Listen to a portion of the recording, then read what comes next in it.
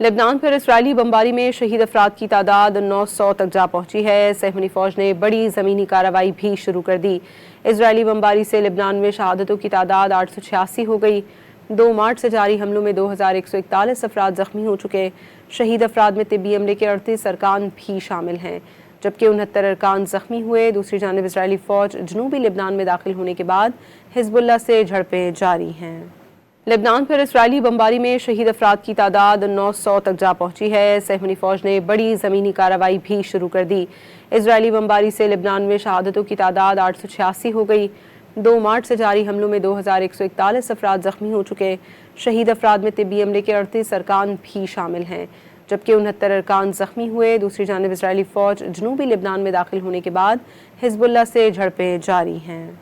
Lebanon पर Israeli बमबारी में शहीद अफराद की तादाद 900 तक जा पहुंची है। सहमनी फौज ने बड़ी ज़मीनी कार्रवाई भी शुरू कर दी। इसराइली बमबारी से लेबनान में शहादतों की तादाद 886 हो गई। 2 मार्च से जारी हमलों में 2141 अफराद ज़ख्मी हो चुके। शहीद अफराद में तिब्बी अमले के 38 अरकान भी शामिल हैं, जबकि 69 अरकान ज़ख्मी हुए। दूसरी जानिब इसराइली फ़ौज जनूबी लेबनान में दाखिल होने के बाद हिज़्बुल्लाह से झड़पें जारी हैं।